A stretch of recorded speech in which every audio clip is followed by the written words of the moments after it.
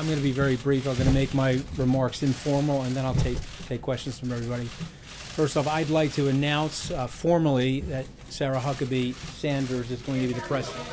Oh, you can't hear me? I'm sorry. Better? Sarah Huckabee Sanders is going to be the press secretary. And so you can congratulate her after the session. You still can't hear me? No sound? Okay. Better?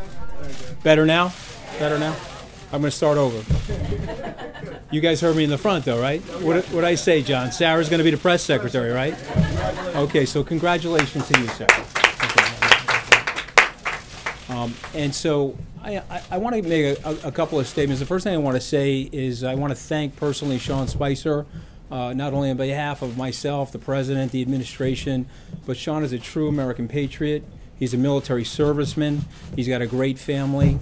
And he's done an amazing job. This is obviously a difficult situation to be in, and I applaud his efforts here, and I love the guy, and I wish him well, and I hope he goes on to make a tremendous amount of money. As it relates to me in this position, I'm going to spend a couple of weeks getting to know the people here, and I'm going to be as coordinated as I can with the people inside the West Wing. There's been some speculation in the press about me and Reince, so I just want to talk about that very quickly. Reince and I have been personal friends for 6 years. We are a little bit like brothers, where we rough each other up once in a while, which is totally normal for brothers. There's a lot of people in here that have brothers, and so you get that.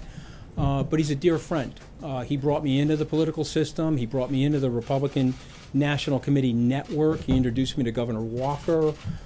We've spent many times together socially. A lot of people are not aware about this, but after the Romney campaign, I invited Reince into Skybridge. I think it reflects poorly on Reince that he didn't take my offer to come in and be our chief operating officer. But I say that in jest, obviously. And so what I want you guys to know is that he was my first call this morning. I met with him before we sat in the Oval Office, and we are committed as true professionals to the team and the process of getting the administration's message out. And I think that's going to be one of the big goals for us. I said during the transition, I'll say it up here, I think there's been at times a disconnect between the way we see the president and how much we love the president and the way some of you perhaps see the president. And I certainly see the American people probably see the president the way I do. But we want to get that message out there, and to use a Wall Street expression, there might be an arbitrage spread between how well we are doing and how well some of you guys think we're doing, and we're going to work hard to close that spread. And so I'm done. I'll take the question. Yeah. I'm going to get to as many people as I can until she looks at me. Okay. Sure. Two questions for you. Number one, what we have seen from this administration so far is the president being his own messenger very frequently, and that has caused, as you know, some struggles for the communications staff. How do you expect to get this White House back on track?